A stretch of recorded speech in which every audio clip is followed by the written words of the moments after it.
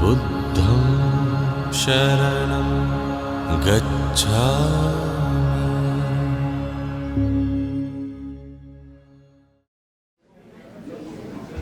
Basically, my presentation is on the digitalization of the Buddhist sites in India. Actually, I mean, just a brief of to how the Buddhist monument has started in India. India as being the homeland of Buddhism, it is dotted with a large number of monuments right from the beginning. And all over India, we get a lot of monuments. Beginning with the primary, there are 4 important places which is associated with Lord Buddha's life. That is the birth, enlightenment, and then first ceremony, and then the parinirvana. These 4 places became more sacred, and then that became a kind of religious worship. After that, what are the places which is associated with Lord Buddha's life, wherever he has travelled, that became more venerable, and then that became one of the important centers of Buddhism. In the early phase, particularly the stupa was one of the first place for the worship of Buddhism. And as you know, when Buddha took parinirvana at Kusinagara, his mortal remains has been distributed in 8 places. I mean 8 plains they took over thing, and then they constructed 8 stupas. That is the primary stupas which has come out in the beginning. And after that, there are 2 stupas has come out. One is on the urn, in which the body relief was kept, and then the ashes. So there are 2 more stupas has come. So totally, this 10 stupas, that was the primary stupas, it has come up in the beginning. And after that, there are a lot of stupas has come up. And not only the stupas, there are a lot of monasteries, chaityas, temples, and then a lot of sculptures, all the things come out. And we know the story that also Asoka actually has opened out of 8, 7 stupas he has opened, and then took over the relics. Of course, one is that he could not able to touch it, that is Ramagraha, that was the touch. And then he took over the 7 and distributed the 84,000 stupas. Maybe it is an exaggeration, maybe it may not be 84,000, at least some hundreds of stupas has come out in that area. And this is the one we can see how the distribution actually, you can see this, the green one, that is the original stupas come out on the body relic of Buddha. That is Rajagraha and Allakappa, Vaishali, Pava, Kusinagara, Ramagraha, Kapilavastu. I think I have marked in the green one. This is the one which has first come out, and then after that there are many things has come up here. You can see the dotted one, the red one. That is all the things which has come out. Mainly that area, particularly the Gangetic Plain, Gangetic Valley, that is the original place where the original stupas has come out in the beginning. And in the beginning of the 19th century or the 1861, when Cunningham, he was the Director General of Archaeological of India, he started listing all the Buddhist sites. Of course, prior to that, there are a lot of sporadic work was going on.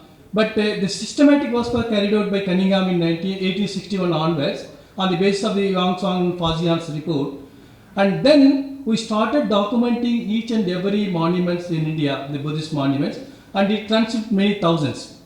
And just briefly I will tell you what are the important places. Actually, there are long list of things which we have, actually Archaeological of India has taken over all the monuments and digitalized all the sites. And then we have taken all the data.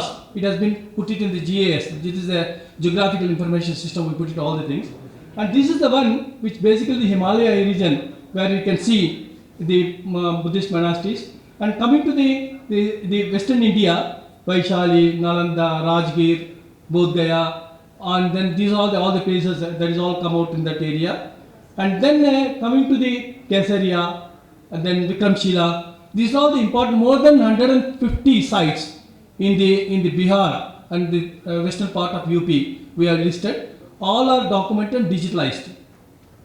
And then coming to the Odisha, mainly the Ratnagiri, Udayagiri, then we have the Lalitgiri, then Dhauli. These are some of the important places. More than 125 sites in Odisha itself we have listed, and all the things have been digitalized. And coming to central India, you can see the Sanchi and there is the Sadhara. And actually Sanchi is the core center. In and around Sanchi there are many centers like Morelkur, Andhari, Sunari, and then even Raisen, Geraspur, and then Badopatari. And there are even Talpura, Panguraria, even Bimbedka. There are more than 280 sites has been listed in Madhya Pradesh itself, and all are documented in the same manner. And in the eastern, the western India, particularly the Maharashtra and Gujarat, 1,300 rock cut caves has been listed, and like Baja, Konden, Karli, Pitalgora, Junnar, and Kaneri, Ajanta, Ellora. Like that, there are nearly 1,300 Buddhist sites has been listed, and all are digitalized in the same manner. And again, talking of these are the Ajanta, you can see there are 32 caves actually. Originally there are 30 caves, and then 2 caves some few years before we identified. So totally now 32 caves are there in one cluster. And this is Guntapalli, again as Dr.D was talking about that. And we have listed nearly 250 sites in Andhra Pradesh, the combined Andhra Pradesh, Telangana, and this one he is talking about nearly 300 yard. But maybe that may be the thing which we have to find out. But 250 sites I have listed, and we have digitalized all the sites. And this is one, as he was rightly told, this is like a Loma Shishi cave, one of the earliest cave in India, and it is almost like a Loma Shishi cave. And as he was told about the Amaravati, actually he was again told why I am not skipping to that one. And then with Saligundam, this is one of the very important site. And then Nagarjagunda, where we got the relics. Actually this is the relic, of course it was said to be, I am not sure, but it is said to be the relic of Buddha, but it is yet to be identified with no inscription there. And coming to this is again Nagarjagunda, and this is the site. I was in charge of the excavation, Kadaganhalli. Actually when we took up the excavation, it was like that. You could see this side, this one, there is nothing on this surface, only a barren site was there. And we took up an excavation 1994-95, that is the first season, and after that it continued for 7-8 years. And when we took up the excavation, amazingly we saw a lot of sculptured pieces. Actually each stone, each piece, each panel is having 10-15 slabs, pieces. It has been scattered in a great area, and very great difficulty. You could see that one. Actually it is like that. This was situation. There is a railing, then this under portion, and a part of the panels are there, and all the things has been very meticulously assembled. And even the Asoka, the Raya Asoka inscription, it is 7 pieces actually when we took over. And we actually identified one piece was here, one piece was there, one piece was like this. Then we assembled together and put it together. And of course, it's a great tedious job done by our colleagues. Many of them, they are really very interestingly they did it, because it's a night and day used to work on the site to take up each and every panel, identify the stories, Jataka stories. Nearly 28 Jataka stories has been mentioned. Fortunately, all the Jataka stories have been labeled.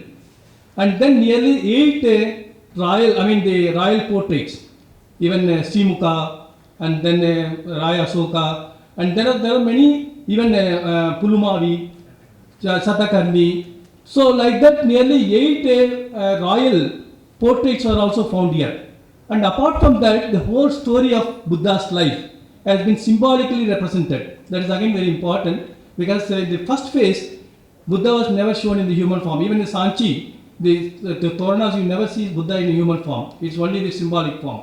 Similarly, in the first phase here, we get only the symbolic form of Buddha, actually the birth, the enlightenment, then the first ceremony, and then parinirvana. It's all shown in a symbolic form. And then we have identified each and every panel and then put it in the original place. And this is one we can see how it was happened. So small, like a barren one, nothing is there, just an elevation on the bottom. And that turned to be a very important site like this. And coming to the, this is the main core, what I was trying to tell. When some 7-8 years before, we are in a conference in Delhi, and they are talking about big scholars from the Buddhist archaeologists and other things they were talking, and they were particularly told there is nothing in Tamil Nadu. There is nothing in Buddhism in Tamil Nadu. Only the Buddhism has existed in the Eastern India, Western India, and sometime in Northern India, but there is nothing in the Tamil Nadu particularly. So I was attending that and I showed some of the slides, but they are not convinced for that. Then I took it as a challenge. Then I started documenting each and every village of Tamil Nadu, and then this is actually the part of my job. I took over. Actually, I was in charge of the documentation of the all over India, all the Buddhist sites, and I have taken up nearly 1,300 sites we have listed now in India. Out of that, Tamil Nadu, I took it very special, being I am from Tamil Nadu. So I took it a challenge. I listed nearly 100 sites in Tamil Nadu. Only few sites are known earlier. Now we have taken up 100 sites, and I think that has been come in a book form. United Nations Vaisak Day celebration, they took over it is a challenge, and they published it in 2017 in the Colombo. And that book has come out, and all the 100 sites has been listed. Interestingly, all the sites has been digitalized. We have geo-registered all the sites. Now the technology, I think archaeology has gone very, very big technological phase now. And it is digitalizing all the sites. And then we have put it in a map, geo-registering all the sites and create a map of all the sites. Apart from that, each and every data, actually this is the mapping, and the red one is the Ashokan rock edicts. Actually we have nearly 10 rock edicts we found in South India. I think most of the people they don't know, because he was just telling 2 in Andhra Pradesh. There are nearly 8 in Karnataka. So totally 10 Ashokan rock edict found in South India, and that red one is actually the Ashokan rock edicts. And these are the green one. These are the recently we have digitalized, and then we have put it in the mapping. And when we took over, and we put it in a GIS platform. This is the one new technology. Each and every information, we just click it and we can get the detail. And we put all the information of all the sites like location, geo-reference, approach, nature of the relic, material, description, period, status of relic, measurement, associated find, published references, photography, drawing, local tradition, ownership, and other related information. So all the things we put in a GIS platform, and we can just browse it in in his website. There is one electronic culture atlas initiative. You just go to the website, you can browse it and you can get the detail. Whatever the detail you want it, you can get it that. Of course, this is published in book form also, but even soft copy, we can get it in the website. You can go to the website, anybody can browse it and get the detail. So this is the one. Now this is the model we are taking up to all the sites in India. Now we are actually we have completed Tamil Nadu, and now we are taken up Maharashtra. All the 1,200 rock cut caves in Maharashtra, it has been digitalized now, and it is going to be flashed in within few months in the website, and that also we can see in the website. All the details we can get it there. And now we are taking up Andhra Pradesh also, because Telangana we have almost completed. Nearly 48 sites we have completed in Telangana, and now we are taking up the coastal Andhra. And once it completed, like that we are taking up the Bihar, because there is a big cluster is there in the Madhya Pradesh and Orissa. All the things we will take up phase by phase, and we will take up this whole thing. Once it has come out, the whole picture of the Buddhist sites in India, we can get it in one shot. We can just browse it in a computer, and you can open the website, you can get the detail. So that's what we are planning. It maybe take another 4 or 5 years, we can complete the whole process. Once it is completed, I think we can see all the sites, all the data like this. All the data, all the parameters, we can get it in this computer. And this is how just I am giving one example how it has happened. We can see this is the thing we can get in the computer. Suppose you can get all the data here, then the photograph, even drawings, all the things you can get it. And when we plotting this one, we can see a lot of things we will come across. One is, most of the Buddhist sites are in the coastal area or trade center. This is very interesting. When we are plotting all the sites, we can see that most of the sites are either in the coastal area or trade center. And other thing is, they are all very important hub of the maritime and trade activities. This is a very important thing we can come out, and that is how we have taken up. Actually, this was the project. When you complete the project, I made a presentation in California University, Berkeley, some few years before. How the maritime trade and maritime Buddhism. I mean, the Buddhism has traveled through the maritime trade. And again, after that, there are few presentations I made. One is in British Museum, London, and then few in Southeast Asian countries. Dr. Anand Singh knows about that. And cleverly, the American people took over my concept, and then they made the money, and they're making a big story about that. Now there are 3 places: the virtual archaeological, museum, which is coming, reality museum. You know that virtual reality museum, which is coming up, where it's one of the very highly technological thing. Now actually it has been happened first time in Asia. Now they have taken up in April. They are going to launch it in Fuguansha in Taiwan. There is one of the biggest monastery in the world, I can say, and more than 30 monks are there. And in Fuguansha they are going to launch it. Then after that it will be in the City University, Hong Kong. Third will be in the California University, Berkeley itself. So now the whole concept, it has been traveled all over world. This is the concept of how the maritime Buddhism has been traveled with the Buddhist traders and Buddhist religion, Buddhist concept, how it has traveled along with the traders. And now I will give 1 or 2 examples how this the sites, the Buddhism and the trade has been intermingled together. I will give 1 or 2 examples here. There is one site in Tamil Nadu, that is Kavarimbattinam.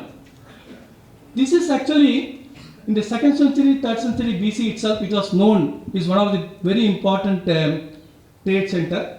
And when we did excavation, particularly it was mentioned by the Periplus of Athenian Sea, Ptolemy, all the things, because you know that who is that the Ptolemy is one of the great Greek navigator, and the Periplus of Athenian Sea, it talks about the maritime trade during the 1st century AD. In that it was mentioned as Kabera's Emporium, and after that Tamil literature, Umgar is the same Kaveri, there are many names. The Tamil literatures, it's also talk about how the trade activities have happened there.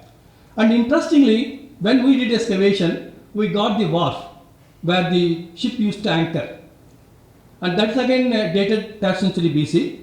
And interestingly, in this place, it was also important center for the Buddhism. And I can show hundreds of examples in Andhra Pradesh, even Kalingapatna, even Gontapalli, all the sites. If you go to all over from Bengal, from Tamiluk to up to the Kanyakumari, we can see hundreds of sites all over the coastal area.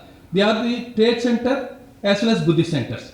And here, interestingly, we got a lot of information about the Buddhist site. There are many Buddhist establishments established there. One is the Kuchara Kudigai, Chakravala Kotam, monastery, it has been converted, prison has converted to monastery, Ubhavanam, Indra Vihara. Indra Vihara was one which has been, the tradition they say the Mahinda, he has started from Sanchi and then he came to Tamil Nadu, then from there he has gone to, of course this is a story, I am not believe that one, as an historian I am not telling that one, but they still believe that he came there, he made this stupa, the vihara. So these are the things, it has been mentioned in the literature, and correlating to the literary references, when we did excavation we got the typical vihara there. It is dated to the 4th, 5th century AD, and we got the vihara and also a Buddhist temple. This is the vihara. We can see this as only the part of the vihara has been excavated, and other part we could not be able to do it because there is a habitation on the other side. And you can see this vihara, it's a very big vihara, dated to 4th, 5th century. The same thing, during the time it was flourished as a trade center also. And then this is a Buddha Pada, and then there is a Buddha, the Jnani Buddha is there. And the Buddha Pada, all the Ashtamangalas, and also the various life story of Buddha has been narrated in the symbolic form around the Buddha Pada. And this is the temple, actually it is also dated to the 4th, 5th century AD. And we can see this is the conjectural elevation, how it looks like. Only we got the plan or the base of the temple, and this is the drawing. Out of the drawing, we try to make how the temple would be originally looks like. And another important site is also in Tamil Nadu, Nagapattinam.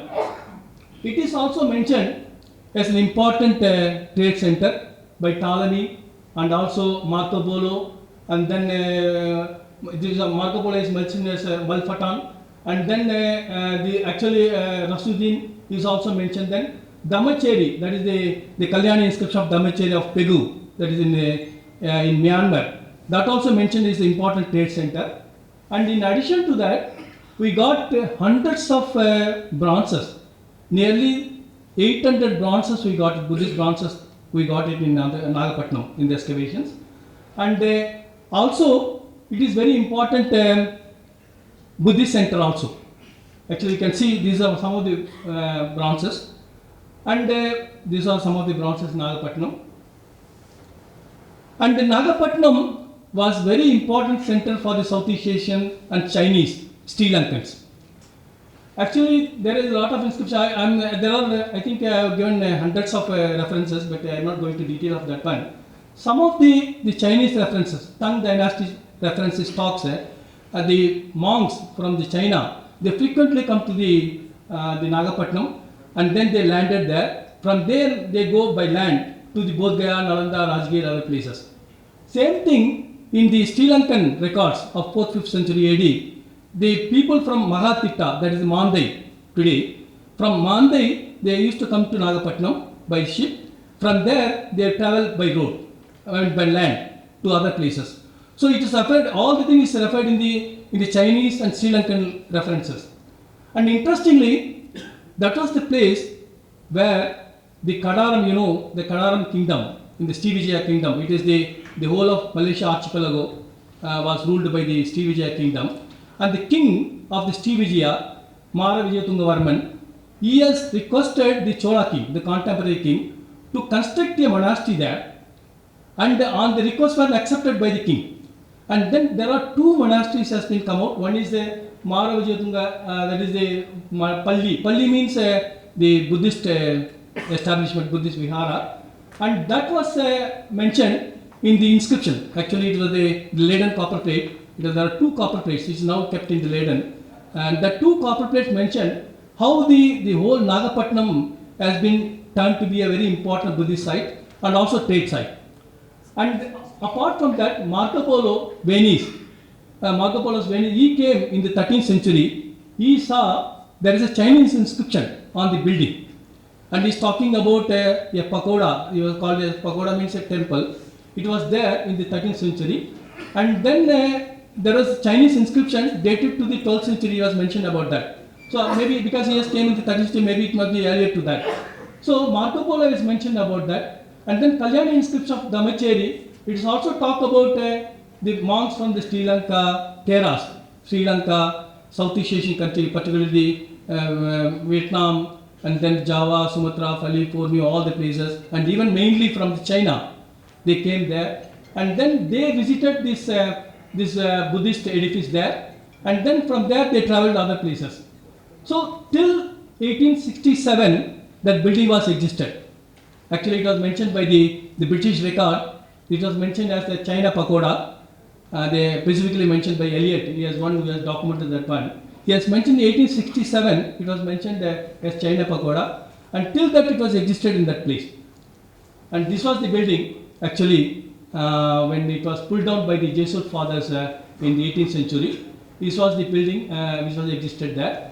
And again, there are many trade guilds. Actually, I was talking about, I am just correlating how the trade and traders has been mainly responsible for propagating the Buddhist religion to the other part of the world. Not only Buddhism, even in the case of any religion, either it may be Christianity, it may be Islamism, the traders are mainly responsible for propagation. Even in the case of India, the first the Christianity came to Kerala coast. St. Thomas, he came with the traders, and then he started propagating. Similarly, even the Islamism, the earliest Islamic monuments are in the coastal belt of Gujarat and coastal belt of Kerala. Some of the things it is particularly Bharuch, and then in the Surat, we have the inscription, it dated to 8th century, the early part of 8th century. So that is the earliest, they came by traders, not by the warriors. So even in the case of Buddhism, it is very smooth sailing. It's not like a rift or it is not like a quarrel. Actually, it spread very smoothly to South Asian country in Sri Lanka. It is well taken by the Southeast Asian people, Chinese, Koreans, Japanese. So there is no much rivalry rift during that period, because historically we don't find any such sort of thing. Maybe it may happen, but historically we don't have much sort of rift in the time. Particularly the traders, they have the opportunity, they have the character, they never fight with each other. That is, because the trade has to happen. So there is one good example. Jung Ho, he was one of the naval captain or the naval general of the China in the 13th century, and he basically is an Arabian, and he is Islam. He is a follower of Islam, and his master is a Chinese. He is a Buddhist, and he came to Sri Lanka and Tamil Nadu. There is one inscription Dali in Sri Lanka. It is a trilingual inscription because it is written in Arabic, Chinese, and Tamil. In that, he is a Muslim, so he made donation to the mosque there, and his boss is a Buddhist, so he made donation to the Buddhist temple, and he is interacting with the Tamil people and the Hindu people, so he made donation to the Hindu temple also. So all the three donations has been recorded in the inscription. So even in the case of South Indian traders like Anjivannam, Manigramam, Nana Desis, and Desai Tainurva, these are all the trade guild.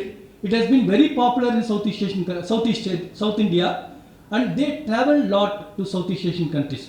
Actually, the whole colony you can see in Southeast Asian country, even you can see the Indian tradition, Indian culture, Indian art, architecture tradition. It's all basically travel. Actually, not the religion is all travel. Even the art, culture, the language, everything has traveled along with them.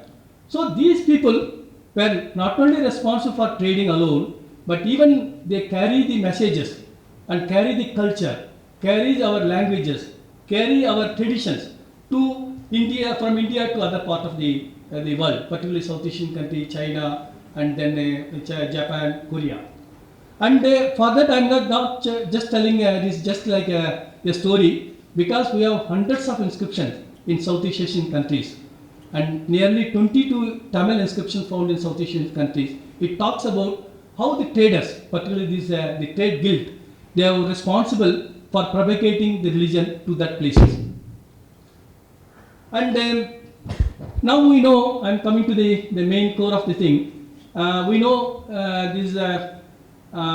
we have India is a very big coastal belt, nearly 7,500 kilometer long coastal belt, and we can see all the coastal belt is dotted with a large number of seaports. And you can see each and every seaports here, it is connected with Buddhism. And I will go to the next slide. I will show you. And all the seaports here, right from the Gujarat coast up to the West Bengal, all the things you can see. Once it was flourished as an important Buddhist center also. And not only the trade center, even it's an important Buddhist center also. And the merchants from Sri Lanka, China, Korea, Vietnam, and Southeast Asian countries, they frequently visited this area. Of course, Romans, definitely they were there. And the Romans, they came, and I make a big conclusion on the basis of the studies in the various parts of India as well as even the Chinese sources. Actually, the India was the center. There is no Silk Route on the top. Actually, land route is one, and basically the traders, they came only the sea route. And India was this nerve center. Actually, this is the hub of the transition between the Chinese as well as the Roman people. Actually, Roman Empire in the first century, up to first century AD, it was the whole of even Arab Gulf is under the control of the Romans. So there is a place called Berenike in the Red Sea. From there, the traders, they came to India, and they either maybe landing in the Gujarat coast or Maharashtra coast or Kerala coast or Tamil Nadu coast or the Andhra coast. They came there, and then the Chinese people, they also came to South India, and then they exchanged the material. Why I am telling is, because in Tamil Nadu and South India, we got hundreds of Roman coins.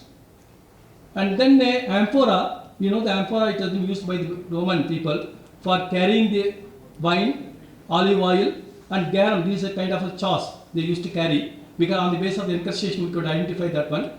And we get hundreds of amphoras in South India, particularly the peninsular India, this coastal area of India, and also the Roman coins, Roman potteries, Roman material, Roman intaglios, all the things we get it. Whereas in China, hardly there are 2-3 Roman coins as found. And practically there is no amphoras in China. So actually the Chinese and the Southeast Asian people, they came to South India and then they exchanged the material with the Romans. So this is the one big theory we could get, and that's how actually this is a transition. That's why we are getting a lot of things, the Indian, South Indian material or Indian material in the South Asian country. It is the reason, because we are getting the culture, art, everything through this thing.